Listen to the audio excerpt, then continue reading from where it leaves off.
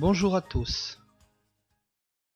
Je suis très heureux de vous retrouver pour le cours numéro 3 sur le thème de prier.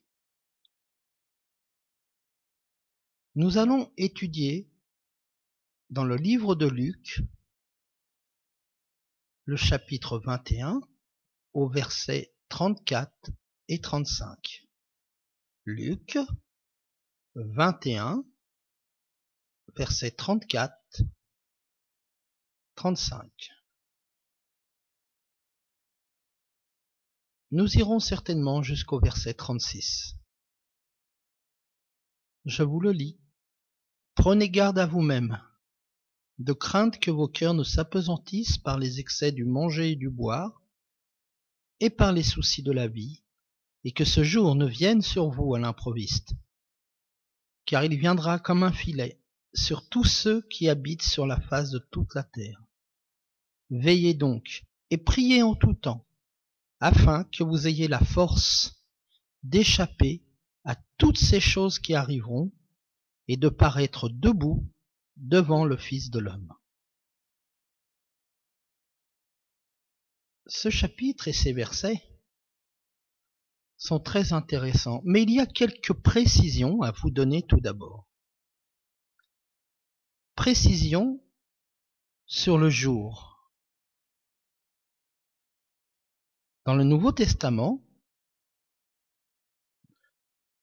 il y a 3 expressions très proches qu'il ne faut pas confondre.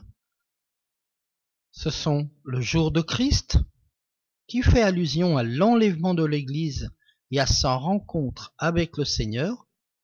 C'est de ce jour qu'il est question dans notre passage, au verset 34. 1 Corinthiens 1,8 nous dit « Il vous affermira aussi jusqu'à la fin, pour que vous soyez irréprochables au jour de notre Seigneur Jésus-Christ. »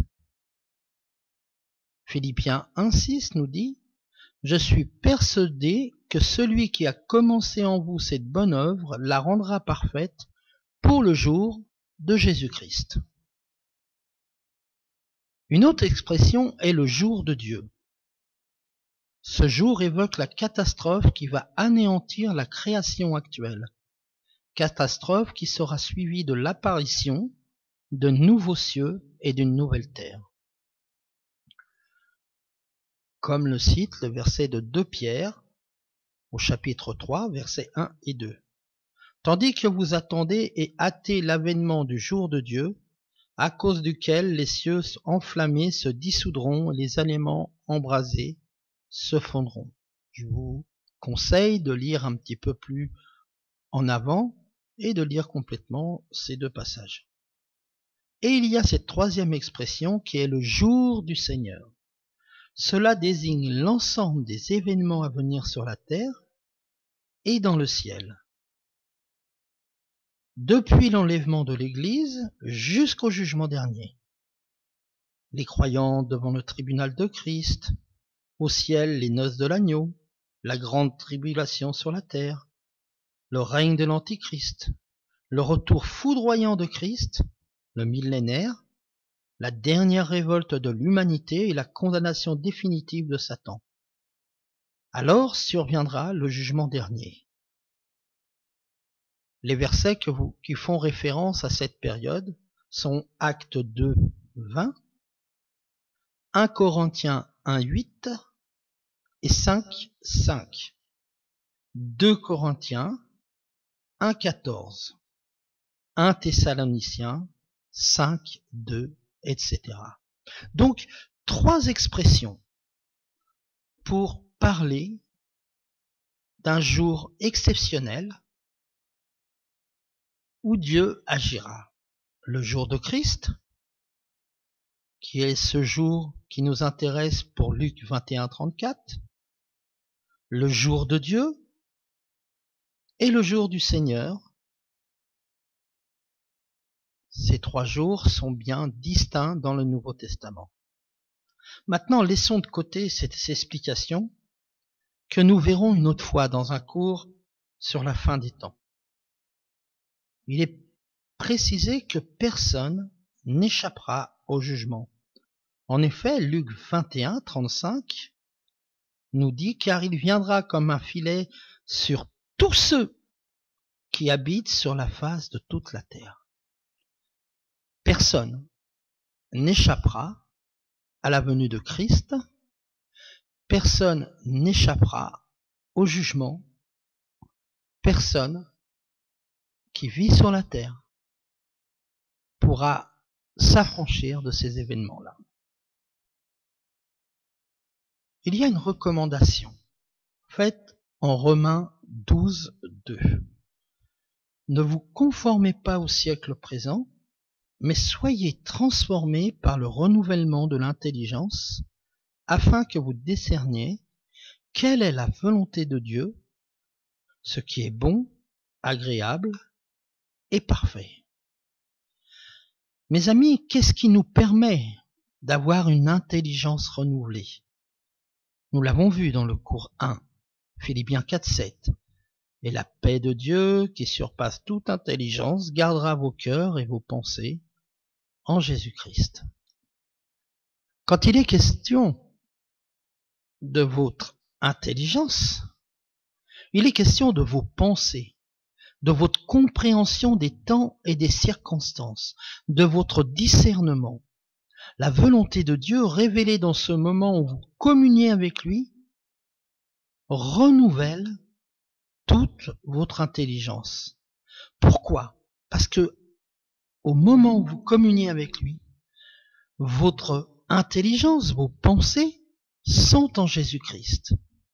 Lui connaît toutes choses. Lorsque vous priez au nom de Jésus, votre intelligence, votre corps tout entier, votre être, reprend force spirituelle. Lorsque vous êtes en communion avec Dieu, la paix de Dieu vient à votre secours pour garder vos cœurs et vos pensées alignés sur Jésus-Christ. Un homme qui prie chaque jour a son cœur et ses pensées renouvelés et gardés en Jésus-Christ. La Bible nous fait cette recommandation importante pour ne pas nous mettre en danger. Ne vous conformez pas au siècle présent, mais soyez transformés par le renouvellement de l'intelligence, afin que vous discerniez quelle est la volonté de Dieu, ce qui est bon, agréable et parfait. Ne vous conformez pas au siècle présent. Il y a tant de choses qui veulent nous voler du temps. Et pour faire comme tout le monde, parfois, nous allons laisser ces choses nous prendre du temps. La Bible nous dit ne vous conformez pas au siècle présent. L'apôtre Paul nous cite un exemple d'une dérive quand les choses de ce monde conduisent nos vies. En 2 Timothée 4, 10, il va dire « Car Démas m'a abandonné par amour pour le siècle présent, et il est parti pour Thessalonique. Crescence est allé en Galatie, Tite en Dalmatie. » Comme les mauvaises herbes, les choses de ce monde font se séparer de la communauté, de l'église, des réunions de prière, de la lecture, de la Bible, du service que vous devez rendre à Dieu, car prier, rappelez-vous, c'est servir Dieu. Démas a préféré servir le monde pour un profit qui s'envolera et disparaîtra comme du sable entre ses mains. Démas n'a peut-être pas perdu la foi. L'Évangile ne nous dit pas cela. Cependant, il nous dit qu'il a préféré aller vers le monde plutôt que de rester aux côtés de Paul. La Bible nous dit en Matthieu 16, 26, « Que servirait-il à un homme de gagner tout le monde s'il perdait son âme? Ou que donnerait un homme en échange de son âme ?» J'aime aussi ce proverbe dans le chapitre 30 au verset 15. « La sangsue a 2 filles. Donne, donne. » Le proverbe continue plus loin, mais croyez-moi, le monde a certainement aussi 2 filles. Donne-moi encore du temps. Donne-moi encore du temps. Donne-moi encore de temps. Revenons à notre texte de base. Luc 24, 34, 36.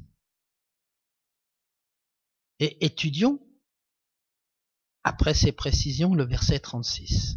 Il est dit « Veillez donc et priez en tout temps, afin que vous ayez la force d'échapper à toutes ces choses qui arriveront, et de paraître debout devant le Fils de l'homme. » Encore là, une précision est importante. Veiller, ce n'est pas prier. Veiller, c'est rester vigilant ou éveillé. En premier lieu, face aux tentations qui nous entourent, puis face aux événements qui se produisent autour de nous. Je vous donne un petit exemple. Veiller dans mon périmètre proche, moi, ma famille, ma ville, mon pays, mon église. Puis dans les périmètres plus lointains, les nations, le monde, l'univers, la politique. En veillant et en observant et en scrutant toutes ces choses, cela nous invitera à prier pour toutes les choses. Cela nous avertira sur les événements qui annoncent son retour. Et cela nous conduira à prier pour que des âmes soient sauvées ou gardées. Celui qui ne trouve pas de sujet pour prier doit spirituellement être endormi, ou peut-être est-il aveugle. Veiller est un acte, une attitude. Il est important d'être une sentinelle. Prier, c'est le retour de la sentinelle devant son général. Il y dépose des constats, des requêtes, la reconnaissance pour les victoires obtenues, et il y dépose aussi tous les soldats blessés et tous ceux qui sont en guerre. Il sait que son général prendra soin de toutes ces requêtes. Prier, c'est cela. Rapporter devant Dieu tous nos constats, tous nos échecs, toutes nos victoires, toutes nos craintes. Veiller n'est pas suffisant. Il faut rendre compte au général pour que la bataille soit remportée. C'est pourquoi veiller et prier. Matthieu 26,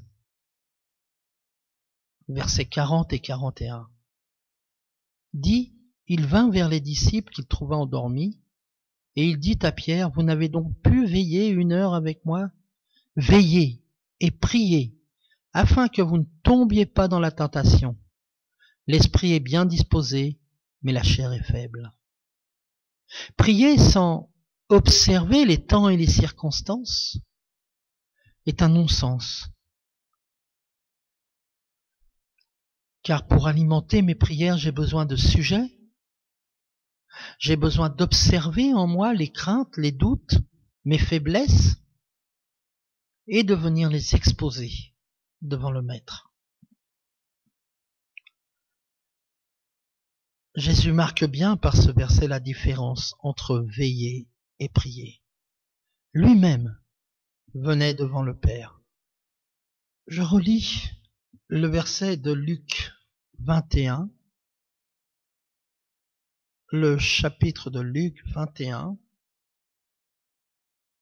versets 34 et 35. Prenez garde à vous-même, ça veut dire veiller, de crainte que vos cœurs ne s'apesantissent par les excès du manger et du boire, ça veut dire veiller, et par les soucis de la vie, ça veut dire veiller, les laissez pas vous encombrer, et que ce jour ne vienne sur vous à l'improviste. Effectivement, embouteillé par toutes ces choses, si je ne veille pas, si je ne fais pas attention, toutes ces choses vont venir sur moi et vont me prendre ce moment particulier où je dois rendre compte à Dieu. Il est dit que ce jour qui va venir peut venir à l'improviste. Mais là, dans ce verset, il est dit que ce jour ne vienne sur vous à l'improviste. Il est bien en train de souligner que si vous veillez et priez, ce jour ne viendra pas à l'improviste. Mais si vous ne veillez pas et que vous ne priez pas, ce jour viendra à l'improviste. C'est pour ça qu'il nous dit « Veillez donc et priez en tout temps afin que vous ayez la force d'échapper à toutes ces choses qui arriveront et de paraître debout devant le Fils de l'homme. Il est important que lorsque Jésus-Christ revienne, il vous trouve debout. Une sentinelle qui veille et qui prie. J'aimerais vous offrir une pépite d'or venant du ciel. Ésaïe 40, 31. Mais ceux qui se confient en l'Éternel renouvellent leur force. Ils prennent le vol comme des aigles, ils courent et ne se lassent point, ils marchent et ne se fatiguent point. En vous envolant dans la prière, la promesse dit que vos forces seront renouvelées. Je crois que c'est des forces physiques et des forces spirituelles. Puis vous vous mettez à courir et vous apprendrez à ne pas vous lasser. Et vous marcherez sans vous fatiguer. Voilà la bénédiction qui s'attache à ceux qui se confient en l'Éternel. Je relis ce verset. Mais ceux qui se confient en l'Éternel renouvellent leur force. Ils prennent le vol comme les aigles. Ils courent et ne se lassent point. Ils marchent et ne se fatiguent point. J'aimerais que vous puissiez proclamer un verset à présent. Et s'il y a des obstacles devant vous ou autour de vous, faites cette proclamation, écrite par Paul en 2 Timothée 4, 7. Allez, prenez vos Bibles en main.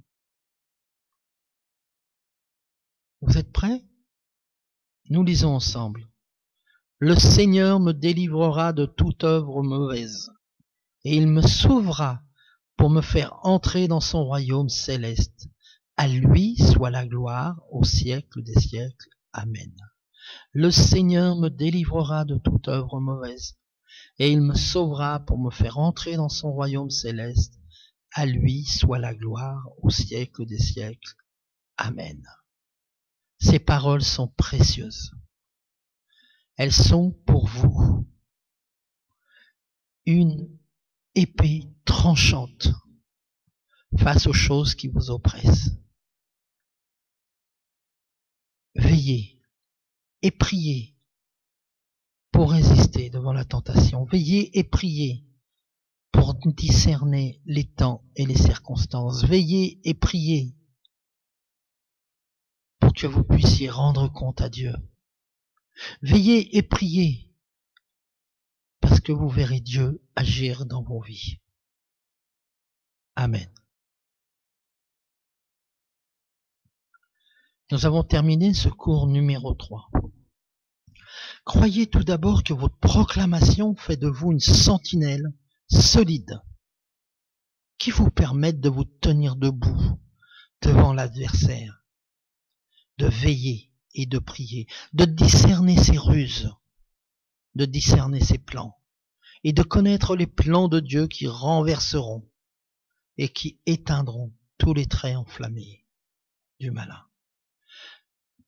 Je vous demanderai d'écrire sur une petite fiche le verset d'Ésaïe 40, 31, de le relire tout au long de la semaine pour le mémoriser et l'expérimenter dans votre corps, vos pensées. Vous verrez, j'en suis certain, Dieu agir dans vos journées. Il est dit dans la parole, mais ceux qui se confient en l'Éternel renouvellent leur force. Ils prennent le vol comme les aigles, ils courent et ne se lassent point, ils marchent et ne se fatiguent point. Soyez bénis, bonne journée à tous, à bientôt.